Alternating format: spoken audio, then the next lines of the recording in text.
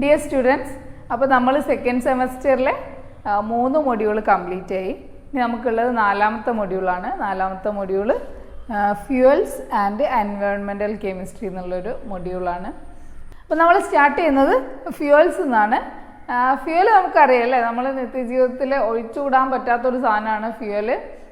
ഇപ്പോൾ നമുക്ക് ഭക്ഷണം ഉണ്ടാക്കാനാണെങ്കിലും അതുപോലെ തന്നെ യാത്ര ചെയ്യാനാണെങ്കിലും എല്ലാ കാര്യങ്ങൾക്കും ഫ്യൂവൽ നിർബന്ധമാണ്. സോ ഫ്യൂവൽ എന്ന് പറഞ്ഞു കഴിഞ്ഞാൽ കത്തിക്കുന്ന സമയത്ത് വളരെ കൂടുതൽ എമൗണ്ട് ഹീറ്റ് എനർജി പ്രൊഡ്യൂസ് ചെയ്യുന്ന വസ്തുക്കളാണ് നമ്മൾ ഫ്യൂവൽസ് എന്ന് പറയുക. ഇപ്പോൾ കത്തിക്കുമ്പം മിക്കവാറും എല്ലാ വസ്തുക്കളും ഹീറ്റ് പ്രൊഡ്യൂസ് ചെയ്യും, പക്ഷെ അത് നമുക്ക് ഡൊമസ്റ്റിക് പർപ്പസിനും അതുപോലെ തന്നെ ഇൻഡസ്ട്രിയൽ പർപ്പസിനും ഉപയോഗിക്കാൻ പറ്റുന്ന രീതിയിൽ ലാർജ് എമൗണ്ട് ഹീറ്റ് ഉണ്ടാക്കുന്ന വസ്തുക്കളാണ് നമ്മൾ ഫ്യൂവൽ എന്ന് പറയുക. That is fuels are the substances that can produce large amount of heat on burning that can be used for industrial and domestic purposes. ഇപ്പോൾ ഇൻഡസ്ട്രിയലും അതുപോലെ തന്നെ ഗാർഹിക ആവശ്യങ്ങൾക്ക് ഉപയോഗിക്കത്തക്ക രീതിയിൽ വളരെ കൂടിയ അളവിൽ ഹീറ്റ് എനർജി പ്രൊഡ്യൂസ് ചെയ്യാൻ പറ്റുന്ന വസ്തുക്കളെയാണ് നമ്മൾ ഫ്യൂവൽസ് എന്ന് വിളിക്കുക. ഇപ്പോൾ എന്തൊക്കെയാണ് ഒരു ഫ്യൂവൽ നല്ല ഫ്യൂവൽ ആവണമെങ്കിൽ? ഒരുപാട് ഫ്യൂവൽസ് നമുക്ക് പരിചയമുണ്ടല്ലേ. അപ്പോൾ അതിൽ നല്ല ഫ്യൂവലാണെന്ന് പറയണമെങ്കിൽ അതിൻ്റെ ക്വാളിറ്റീസ് എന്തൊക്കെയാണ് qualities of A good fuel. Qualities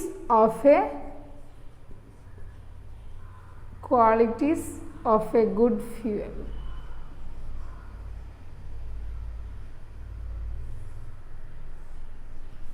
ഒന്നാമത്തെ ക്വാളിറ്റി ആയിട്ട് പറയുന്നത് എന്താണെന്ന് വെച്ചാൽ, ഒരു നല്ല ഫ്യൂവൽ ആവണമെങ്കിൽ അതിന് ഹൈ കലോറിഫിക് വാല്യൂ വേണം.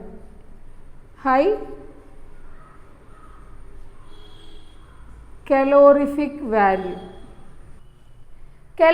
വാല്യൂ എന്ന് പറഞ്ഞു കഴിഞ്ഞാൽ ഒരു യൂണിറ്റ് മാസ് ഫ്യൂവൽ കത്തുമ്പം പ്രൊഡ്യൂസ് ചെയ്യുന്ന ഹീറ്റിൻ്റെ അളവാണ് അതിൻ്റെ കലോറിഫിക് വാല്യൂ. ഇപ്പോൾ നമുക്ക് ഒരുപാട് ടൈപ്പ് ഓഫ് ഫ്യൂവൽസ് ഉണ്ട്. വുഡ്, മരമുണ്ട്, അതുപോലെ തന്നെ കെറോസിൻ, മണ്ണെണ്ണ, പെട്രോള്, ഇതൊക്കെ ഉണ്ട്. ഇതൊക്കെ യൂണിറ്റ് മാസ് എടുത്തു കഴിഞ്ഞാൽ അത് ഏത് കത്തിക്കുമ്പോഴാണോ കൂടുതൽ എനർജി ഉണ്ടാകുന്നത് അല്ലെങ്കിൽ കൂടുതൽ ഹീറ്റ് പ്രൊഡ്യൂസ് ചെയ്യുന്നത്, അതാണ് നമ്മൾ നല്ല ഫ്യൂവലായിട്ട് പറയാം.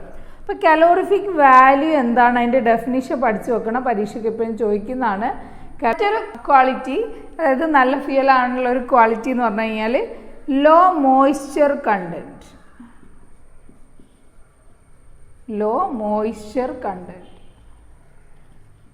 അതായത് പിന്നെ വെള്ളത്തിൻ്റെ അംശം ഒന്നും ഇല്ലാണ്ടിരിക്കുക, മോയ്സ്ചർ ഒന്നും ഇല്ലാണ്ടിരിക്കുക. ദെൻ മൂന്നാമത്തെ ഒരു ക്വാളിറ്റി ഗുഡ് ഫ്യൂവൽ ആണെങ്കിൽ ലെസ് കോസ്റ്റ് കുറവാകണം അല്ലേ. അതുപോലെ തന്നെ ഈസി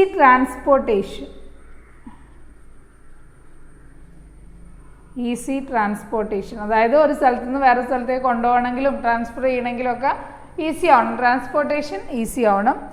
ദെൻ മറ്റൊരു പ്രോപ്പർട്ടി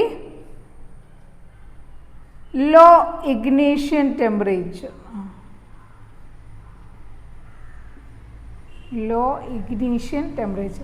അതായത് ഫ്യൂവല് ബേൺ ചെയ്യാൻ തുടങ്ങാൻ വേണ്ടി നമ്മളൊരു ടെമ്പറേച്ചർ കൊടുക്കണം. ആ ടെമ്പറേച്ചർ ഒരു മോഡറേറ്റ് ആവണം അല്ലെങ്കിൽ ലോ ആവണം എന്നാണ് പറയുന്നത്. അപ്പോൾ ഇത്രയൊക്കെയാണ് ഗുഡ് ഫ്യൂവൽ ആവാനുള്ള ക്വാളിറ്റീസ്. ഇനിയും നമുക്ക് പറയാം, ഹൈ തെർമൽ എഫിഷ്യൻസി ഉണ്ടാവണം, അതുപോലെ തന്നെ ഇമ്പ്യൂരിറ്റീസ് ഒന്നും ഉണ്ടാവാൻ പാടില്ല, ഇമ്പ്യൂരിറ്റീസിൻ്റെ കണ്ടൻറ്റ് കുറവാവണം. ഇതൊക്കെ നമുക്ക് പറയാം. ഇത്രയും കാര്യങ്ങളാണ് ഒരു ഗുഡ് ഫ്യൂവലിൻ്റെ ക്വാളിറ്റി ആയിട്ട് നമ്മൾ പറയുന്നത്. ഓക്കെ, ഫ്യൂവൽസ് നമുക്ക് പല തരത്തിലുള്ള ഫ്യൂവൽസും അവൈലബിൾ ആണ്. അതുകൊണ്ട് തന്നെ നമുക്ക് ഫ്യൂവൽസിനെ ക്ലാസിഫൈ ചെയ്യാം. That is classification.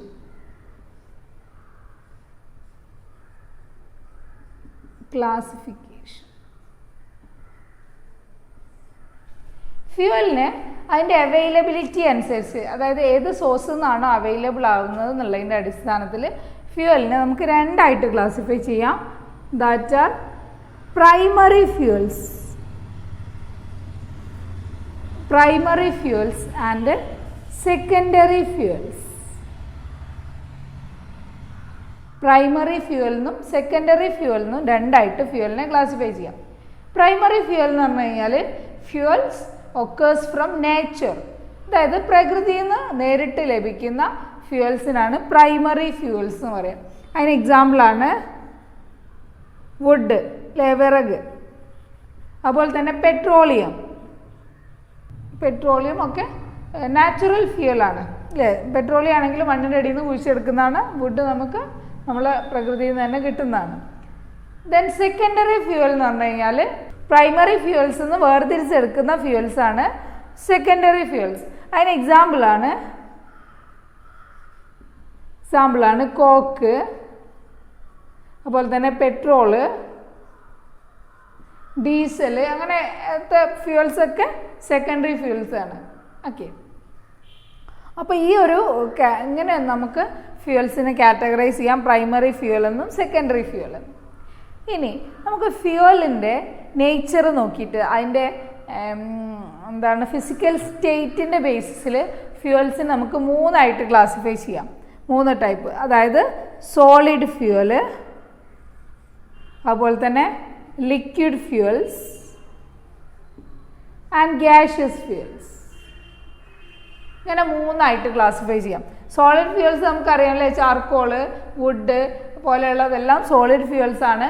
ലിക്വിഡ് ഫ്യൂവൽസിൽ വരുന്നതാണ് കെറോസിന്, പെട്രോള്, ഡീസൽ ഒക്കെ. ഗ്യാഷ്യസിൽ വരുന്നതാണ് നാച്ചുറൽ ഗ്യാസ്, അതുപോലെ തന്നെ വാട്ടർ ഗ്യാസ്, പ്രൊഡ്യൂസർ ഗ്യാസും ഒക്കെ ഗ്യാഷ്യസ് ഫ്യൂവൽസിൽ വരുന്നതാണ്. അപ്പോൾ എന്താണ് ഇതിൻ്റെ 3ൻ്റെയും തമ്മിലുള്ള വ്യത്യാസം, ഒരു കമ്പാരിസൺ ഒക്കെ ചോദിച്ചു കഴിഞ്ഞാൽ, സോളിഡ് ഫ്യൂവൽ ചീപ്പാണ് അല്ലേ, ചീപ്പാണ്, അതുപോലെ തന്നെ ഈസിലി അവൈലബിൾ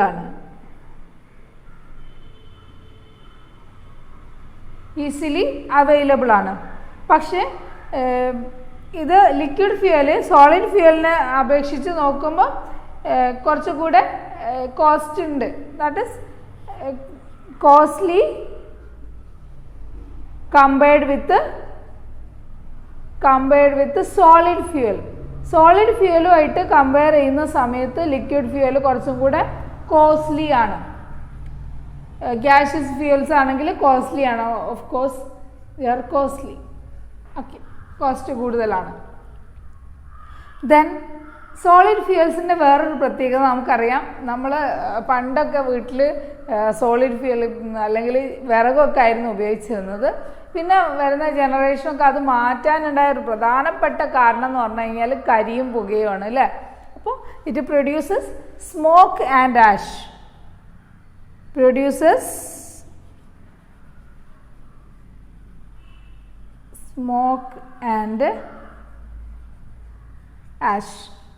പക്ഷേ ലിക്വിഡ് ഫ്യൂവൽ ആണെങ്കിൽ നമുക്കറിയാം കരി ഉണ്ടാക്കില്ല, പക്ഷെ പുക ഉണ്ടാക്കും.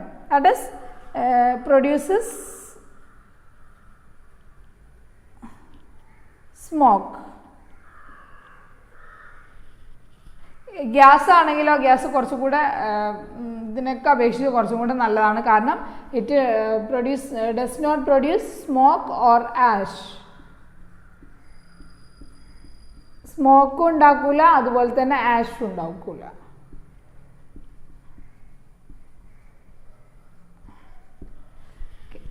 പിന്നെ വേറൊരു പ്രത്യേകത എന്താണെന്ന് വെച്ച് കഴിഞ്ഞാൽ കലോറിഫിക് വാല്യൂ നമ്മൾ കമ്പയർ ചെയ്യുന്ന സമയത്ത്, കലോറിഫിക് വാല്യൂ നോക്കുന്ന സമയത്ത് ഏറ്റവും ലോവർ കലോറിഫിക് വാല്യൂ ആണ് സോളിഡിനുള്ളത്. അതായത് ലോവർ കലോറിഫിക് വാല്യൂ.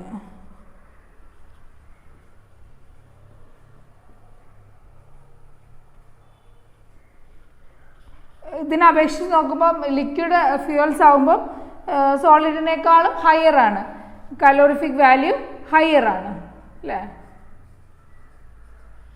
ഗ്യാസസ് ആണെങ്കിലോ ഹയസ്റ്റ് കലോറിഫിക് വാല്യൂ ആണ്, ഹയസ്റ്റ് കലോറിഫിക് വാല്യൂ ആണ്. ഇനി നമുക്ക് പോയിന്റ് പറയാനുണ്ട്, അതായത് തെർമൽ എഫിഷ്യൻസി. കലോറിഫിക് വാല്യൂ പോലെ തന്നെയാണ്. തെർമൽ എഫിഷ്യൻസി ഏറ്റവും കുറവാണ് സോളിഡിന്, ലിക്വിഡ് ആകുമ്പോൾ കുറച്ചുകൂടെ ഹയർ ആണ്, ഗ്യാസിന് ഹയസ്റ്റ് തെർമൽ എഫിഷ്യൻസിയാണ്. പിന്നെ ഹാൻഡ്ലിങ്ങിൽ റിസ്ക് ഒന്നും ഇല്ലാത്തത് സോളിഡാണ്. പിന്നെ കാരണം ഇത് പെട്ടെന്ന് അങ്ങനെ കത്തിപ്പിടിക്കുകയോ അങ്ങനത്തെ അപകടങ്ങൾ ഉണ്ടാക്കുകയൊന്നും ചെയ്യാറില്ല. ഇനി കത്തിപ്പിടിച്ചാൽ തന്നെ നമുക്ക് തീ അണയ്ക്കാനും ഈസിയാണ്. പക്ഷേ ലിക്വിഡ് ഇതിൻ്റെ അത്രത്തോളം ഹാൻഡ്ലിങ് പിന്നെ ഈസി അല്ല. ഗ്യാസ് ആണെങ്കിൽ വളരെ റിസ്ക്കിയാണ് അല്ലേ, ഇത് ഹാൻഡിൽ ചെയ്യാൻ വളരെ റിസ്ക്കിയാണ്. അപ്പോൾ ഇത്രയൊക്കെ കാര്യങ്ങളാണ് നമുക്ക് ജസ്റ്റ് ഇങ്ങനെ പറഞ്ഞു പോകാനുള്ള. ഇനി ഒരുപാട് കാര്യങ്ങളുണ്ടാവും, നമുക്ക് തന്നെ അറിയുന്ന എഴുതാൻ പറ്റുന്ന കുറേ കാര്യങ്ങളുണ്ടാവും. അപ്പോൾ അഥവാ ഈ കമ്പാരിസൺ ചോദിച്ചു കഴിഞ്ഞാൽ ഒരു 4 പോയിന്റ് നിർബന്ധമായിട്ടും എഴുതി വെക്കുക വിത്ത് എക്സാമ്പിൾസ്. ഓക്കെ, അപ്പോൾ ഇതാണ് സോളിഡ്, ലിക്വിഡ്, ഗ്യാസ് എന്നുള്ള ഫ്യൂവലിൻ്റെ ഒരു ക്ലാസിഫിക്കേഷൻ വരുന്നത്. ഇനി നമുക്ക് ഇതിൽ തന്നെ വരുന്ന കുറച്ച് ഫ്യൂവൽസിനെ ഒന്ന് പരിചയപ്പെടാനേ ഉള്ളൂ. അപ്പോൾ നമുക്ക് അത് നോക്കാം. അതായത് ലിക്വിഡ് ഫ്യൂവൽസ്.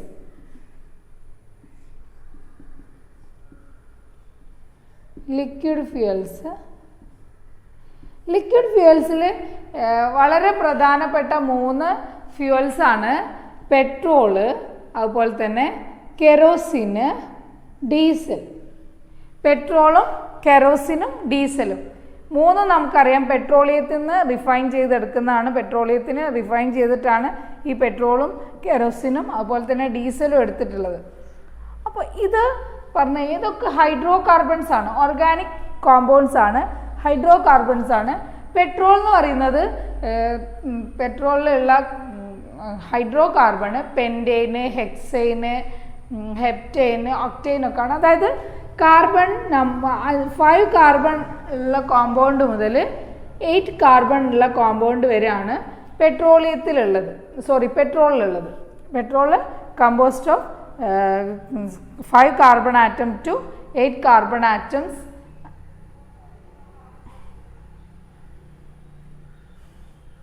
അതായത് പെട്രോളിലുള്ളത് 5 കാർബൺ ആറ്റം മുതൽ 8 കാർബൺ ആറ്റം വരെയുള്ള ഹൈഡ്രോ കാർബൺസ് ആണ്.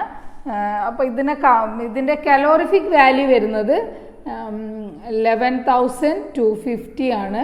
ഇതിൻ്റെ 11,250 കിലോ കലോറി പെർ കിലോഗ്രാം ആണ് നമ്മളെ പെട്രോളിൻ്റെ കലോറിഫിക് വാല്യൂ. ഓക്കെ, ഇനി നമ്മൾ കെറോസിൻ നോക്കുകയാണെങ്കിൽ കെറോസിന് ഡെക്കെയിൻ, അതായത് 10 കാർബൺ ആറ്റം ഉള്ള ഹൈഡ്രോ കാർബൺ മുതൽ കെറോസിനിൽ 15 കാർബൺ ആറ്റം ഉള്ള ഹൈഡ്രോ കാർബൺ വരെ ഉണ്ട്. ഈ കെറോസിൻ്റെ കലോറിഫിക് വാല്യൂ വരുന്നത് 11,000 കിലോ കലോറി പെർ കിലോഗ്രാം ആണ്. 11,000 kilo calorie per kilogram. Okay, ഇനി നമ്മൾ ഡീസലിലേക്ക് പോവുകയാണെങ്കിൽ ഡീസലിലുള്ളത് പിന്നെ C15 മുതൽ 15 കാർബൺ ആറ്റം ഉള്ള കോമ്പൗണ്ട് മുതൽ 18 കാർബൺ ആറ്റം ഉള്ള ഹൈഡ്രോ കാർബൺ വരെയാണ് ഡീസലിലുള്ളത്. ഡീസലിൻ്റെ കലോറിഫിക് വാല്യൂ വരുന്നത് 10,350 കിലോ കലോറി പെർ കിലോഗ്രാം ആണ്. ഓക്കെ, അപ്പോൾ ഇത് 3ഉം നമ്മൾ പെട്രോള്, കെറോസിന്, ഡീസൽ 3ഉം വെച്ച് നോക്കുകയാണെങ്കിൽ കലോറിഫിക് വാല്യൂ ഏറ്റവും കൂടുതലുള്ളത് പെട്രോളിനാണ്, പിന്നെ വരുന്നത് കെറോസിനാണ്, പിന്നെ ഡീസലിനാണ്. അത് ഇവിടെ നമുക്ക് നോക്കിയാൽ തന്നെ അറിയാം. ഹയർ ഹൈഡ്രോ കാർബൺ ആകുന്ന സമയത്ത് അതിൻ്റെ കലോറിഫിക് വാല്യൂ കുറയുകയാണ് ചെയ്യുന്നത് അല്ലേ. ഇവിടെ 18 കാർബൺ ആറ്റമൊക്കെ ഉള്ള കോമ്പൗണ്ട് ആവുന്നതിനനുസരിച്ച് ബിഗർ ഹൈഡ്രോ കാർബൺ ആകുമ്പോൾ അതിൻ്റെ കലോറിഫിക് വാല്യൂ കുറയുകയാണ് ചെയ്യുന്നത്. അപ്പോൾ ലോവർ ഹൈഡ്രോ കാർബൺ ആണ് കുറച്ചുകൂടെ നല്ല ഫ്യൂവലായിട്ട് ആക്ട് ചെയ്യുക അല്ലേ. ലോവർ ഹൈഡ്രോ കാർബൺ ആണെങ്കിൽ അതാണ് കുറച്ചും കൂടെ നല്ല ഫ്യൂവൽ. ഇവിടെ കണ്ടോ, ഇതിനൊക്കെ അപേക്ഷിച്ച് ലോവർ ഹൈഡ്രോ കാർബൺ ആണ്. അതായത് പെൻറ്റെയ്നും C50, C5,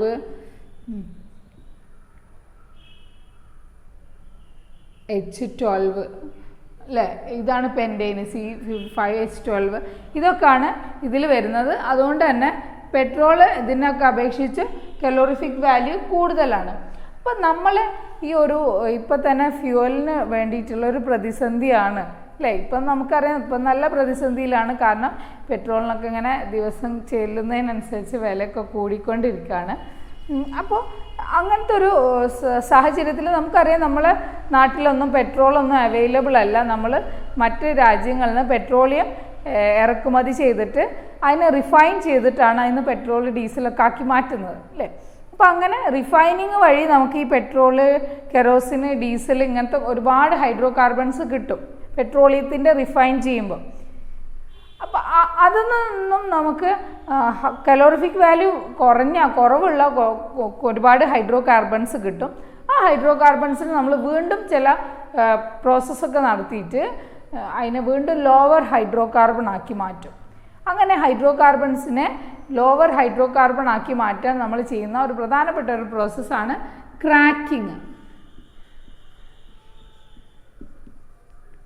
ക്രാക്ക് ചെയ്യുക എന്ന് പറഞ്ഞാൽ നമുക്കറിയാലേ, പൊട്ടിക്കുക. അതായത് സിമ്പിളായിട്ട് പറഞ്ഞു കഴിഞ്ഞാൽ കാർബൺ നമ്പർ കൂടുതലുള്ള ഹൈഡ്രോ കാർബണിനെ പൊട്ടിച്ചിട്ട് കാർബൺ നമ്പർ കുറവുള്ള ഹൈഡ്രോ കാർബൺ ആക്കി മാറ്റുന്ന ഒരു പ്രോസസ്സാണ് ക്രാക്കിംഗ് എന്ന് പറഞ്ഞു കഴിഞ്ഞാൽ. ഡെഫിനിഷൻ അങ്ങനെയല്ല. That is converting less volatile bigger hydrocarbons into more volatile lower hydro carbon.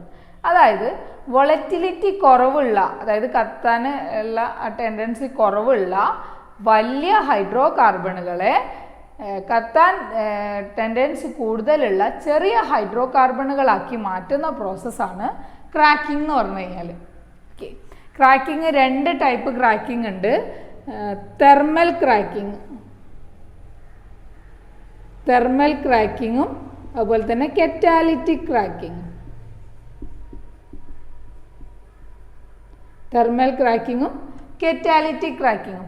Thermal cracking എന്ന് പറഞ്ഞു കഴിഞ്ഞാൽ പേരെന്ന് തന്നെ നമുക്ക് മനസ്സിലാവും അല്ലേ, വെരി ഹൈ ടെമ്പറേച്ചർ പ്രഷർ കണ്ടീഷനിൽ നടത്തുന്ന ക്രാക്കിംഗ് ആണ് തെർമൽ ക്രാക്കിംഗ്. അതായത് കൂടുതൽ ടെമ്പറേച്ചറും പ്രഷറും കൊടുത്ത് നടത്തുന്ന ക്രാക്കിംഗ്. അപ്പം ഈ ക്രാക്കിങ്ങിൻ്റെ ഒരു പ്രത്യേകത എന്താണെന്ന് വെച്ചാൽ, ഈ ക്രാക്കിംഗ് നമ്മൾ തുടങ്ങിക്കഴിഞ്ഞാൽ ആ റിയാക്ഷൻ കൺട്രോൾ ചെയ്യാൻ പറ്റില്ല. Okay, reaction is not controllable. അതുപോലെ തന്നെ ചിലപ്പോൾ നമ്മളിപ്പോൾ ഒരു C15 പൊട്ടിച്ചിട്ട് ഒരു C6ഉം അതുപോലെ തന്നെ C9 ഒക്കെ ആക്കണമെന്ന് വിചാരിച്ചു കഴിഞ്ഞാൽ നമ്മൾ ഉദ്ദേശിക്കുന്ന പോലെയുള്ള പ്രോഡക്റ്റ് ഒന്നും ഫോം ചെയ്യില്ല. ആ ക്രാക്കിംഗ് നടത്തി കഴിഞ്ഞാൽ ആ ടെമ്പറേച്ചർ പ്രഷർ കണ്ടീഷൻ ചെറിയ വേരിയേഷനൊക്കെ മാറുന്നതിനനുസരിച്ച് അവിടെ ഉണ്ടാകുന്ന ലോവർ ഹൈഡ്രോ കാർബണിൻ്റെ സ്ട്രക്ചറും മാറും. അതായത് കോംപ്ലക്സ് പ്രോഡക്റ്റാണ് ഫോം ചെയ്യുക. അപ്പോൾ തെർമൽ ക്രാക്കിങ്ങിൻ്റെ ഡിസഡ്വാൻറ്റേജസ് നമ്മളോട് ചോദിക്കാറുണ്ട്. തെർമൽ ക്രാക്കിങ്ങിൻ്റെ ഡിസഡ്വാൻറ്റേജ് നമുക്ക് പറയാം, it requires very high temperature അല്ലേ, it requires very high temperature. പിന്നെ വെരി ഹൈ ടെമ്പറേച്ചർ, അതുപോലെ തന്നെ എന്താണ് വേറെ നമ്മൾ പറഞ്ഞത്, it is not controllable. It is not controllable. വേറൊരു കാര്യം എന്താണെന്ന് വെച്ചാൽ കോംപ്ലക്സ് പ്രോഡക്റ്റ് ഫോർമേഷൻ. അതായത് ഡിഫറെൻ്റ് ഒരുപാട് ഒരു ഹൈഡ്രോ കാർബണിനെ പൊട്ടിച്ച് കഴിഞ്ഞാൽ വെറൈറ്റി ആയിട്ട് ഒരുപാട് അങ്ങനെ മറ്റ് ഹൈഡ്രോ കാർബണായിട്ട് മാറും. അതും നമുക്ക് അത്രത്തോളം പിന്നെ ഡിസൈറബിൾ ആവില്ല. Okay, complex product formation. രണ്ടാമത്തെ ടൈപ്പ് ക്രാക്കിംഗ് ആണ് കറ്റാലിറ്റിക് ക്രാക്കിംഗ്. കറ്റാലിറ്റിക് ക്രാക്കിംഗ് എന്ന് പറഞ്ഞു കഴിഞ്ഞാൽ ഒരു മോഡറേറ്റ് ടെമ്പറേച്ചറിൽ, വളരെ കൂടിയല്ല, ഒരു മോഡറേറ്റ് ടെമ്പറേച്ചറിൽ കാറ്റലിസ്റ്റിൻ്റെ പ്രസൻസിൽ നടത്തുന്ന ക്രാക്കിംഗ് ആണ് കറ്റാലിറ്റിക് ക്രാക്കിംഗ്. അപ്പോൾ കറ്റാലിറ്റിക് ക്രാക്കിങ്ങിന് നമ്മൾ ഉപയോഗിക്കുന്ന കാറ്റലിസ്റ്റുകളാണ് അലൂമിന, അതുപോലെ തന്നെ സിലിക്ക. Alumina, silica. അപ്പോൾ catalytic cracking is carried out under moderate temperature in presence of catalyst such as alumina and silica. അപ്പോൾ കറ്റാലിറ്റിക് ക്രാക്കിംഗ് എന്ന് പറഞ്ഞു കഴിഞ്ഞാൽ തെർമൽ ക്രാക്കിങ്ങിൻ്റെ ഡിസഡ്വാൻറ്റേജസ് ഒക്കെ ഓവർകം ചെയ്യുന്ന ഒരു പിന്നെ ക്രാക്കിംഗ് ആണ് കറ്റാലിറ്റിക് ക്രാക്കിംഗ്. അതായത് അതിന് വെരി ഹൈ ടെമ്പറേച്ചർ ആവശ്യമില്ല, അതുപോലെ തന്നെ ഇത് കൺട്രോൾ ചെയ്യാൻ പറ്റുന്നതാണ്. അതായത് കൂടുതൽ ടെമ്പറേച്ചർ ഒന്നും കൊടുക്കുന്നില്ലല്ലോ, അപ്പോൾ റിയാക്ഷൻ കൺട്രോളബിൾ ആണ്. അതുപോലെ തന്നെ നമ്മൾ ഉദ്ദേശിക്കുന്ന ഡിസൈറബിൾ ആയിട്ടുള്ള പ്രോഡക്റ്റാണ് കറ്റാലിറ്റിക് ക്രാക്കിംഗ് വഴി നമുക്ക് കിട്ടുന്നത്. ഓക്കെ, അപ്പോൾ ലിക്വിഡ് ഫ്യൂവൽസിൻ്റെ കാര്യം അത്രയാണ് പറയാനുള്ളത്. ഇത് നമ്മൾ നോക്കുന്നത് ഗ്യാസസ് ഫ്യൂവൽസിനെ കുറിച്ചാണ്. ഗ്യാസ്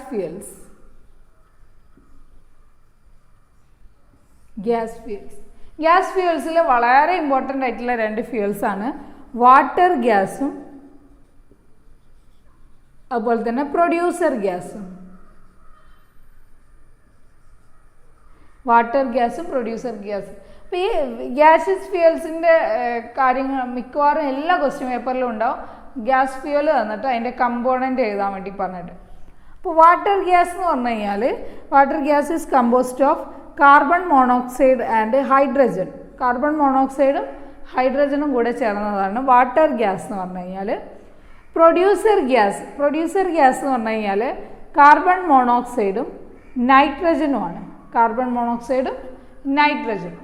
ഓക്കെ, ഇത് രണ്ടും ചേർന്ന ഗ്യാസാണ് പ്രൊഡ്യൂസർ ഗ്യാസ്.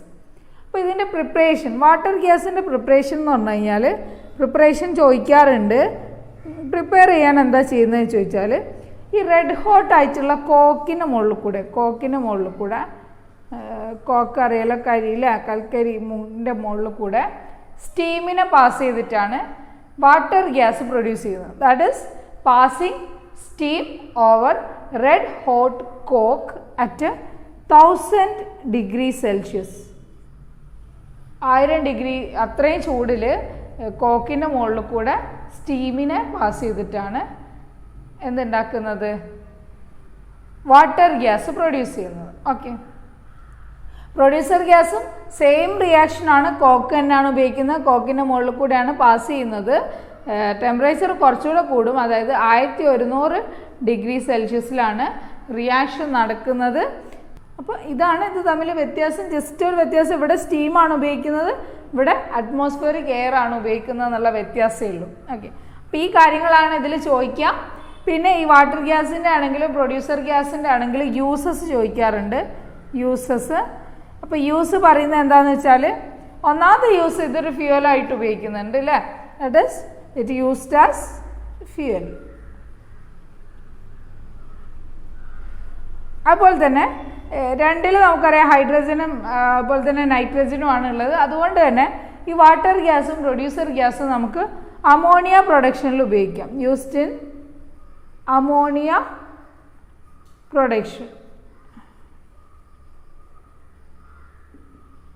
അതുപോലെ തന്നെ ഇത് ഒരു ഇല്ലൂമിനേറ്റിംഗ് ഗ്യാസാണ്. ഇല്ലൂമിനേറ്റിംഗ് ഗ്യാസാണ് ഇത് രണ്ടും. ഓക്കെ, ഇതൊക്കെയാണ് ഇതിൻ്റെ യൂസസ് ആയിട്ട് പറയുന്നത്. പിന്നെ നമുക്ക് പറയാം used as source of hydrogen, used as source of nitrogen, അങ്ങനെ കുറേ കാര്യങ്ങൾ നമുക്ക് പറയാം. ഓക്കെ, മെയിനായിട്ട് ഇതിൽ ചോദിക്കുക ഇതിൻ്റെ കമ്പോണൻറ്റ് വളരെ വളരെ ഇമ്പോർട്ടൻ്റ് ആണ്. അതുപോലെ തന്നെ പ്രൊഡക്ഷൻ. ഓക്കെ, ഇനി നമുക്ക് വേറെ കുറച്ച് പിന്നെ ഗ്യാസ് ഫ്യൂവൽസും കൂടെ പഠിക്കാനുണ്ട്. അതായത് natural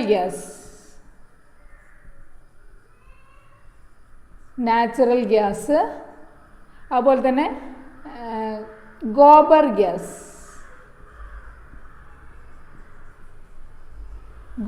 gas, then CNG, LNG.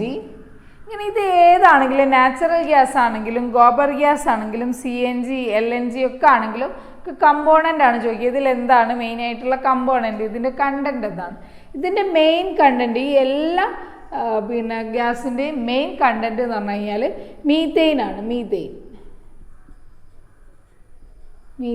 ഇത് CH4 അല്ലേ. അപ്പോൾ ഈ ഗ്യാസിൻ്റെ ഒക്കെ മെയിൻ കമ്പോണന്റ് മീതെയിൻ. ഇനി ഇതുപോലെ നമുക്ക് പഠിക്കാനുള്ള വേറൊരു ലിക്വിഡ് ഗ്യാസ് ഫ്യൂവലാണ് LPG. ഫുൾ ഫോം എന്താണെന്ന് ചോദിച്ചിട്ടുണ്ട് മുമ്പേ. That is liquefied petroleum gas. ഇതിലെ കമ്പോണൻറ്റ് പ്രൊപ്പെയിനും ബ്യൂട്ടെയിനും ആണ്. പ്രൊപ്പെയിൻ ആൻഡ്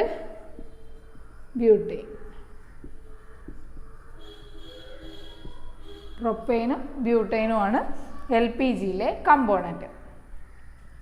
അപ്പോൾ ഇത്രയാണ് നമുക്ക് ഗ്യാസ് ഫ്യൂവൽ എന്നുള്ള സെക്ഷനിൽ പഠിക്കാനുള്ളത്. വാട്ടർ ഗ്യാസ് കമ്പോണൻറ്റ്, പ്രൊഡ്യൂസർ ഗ്യാസിൻ്റെ കമ്പോണൻറ്റ്, പ്രിപ്പറേഷൻസ്, അതുപോലെ അതിൻ്റെ uses, then natural gas CNG, അതിൻ്റെ ഒക്കെ കമ്പോണൻറ്റ് എന്താണ്, LPG, ലിക്വിഫൈഡ് പെട്രോളിയം ഗ്യാസ്, അതിൻ്റെ കമ്പോണൻറ്റ് പ്രൊപ്പെയിനും ബ്യൂട്ടെയിനും. പിന്നെ നമ്മൾ ഇതുവരെ പറയാത്ത വേറൊരു ടൈപ്പ് ഫ്യൂവലാണ് ന്യൂക്ലിയർ ഫ്യൂവൽ. Nuclear fuel. നമുക്കറിയാമല്ലേ ന്യൂക്ലിയർ പവർ സ്റ്റേഷൻസ് ഒക്കെ നമ്മൾ കേട്ടിട്ടുണ്ട്.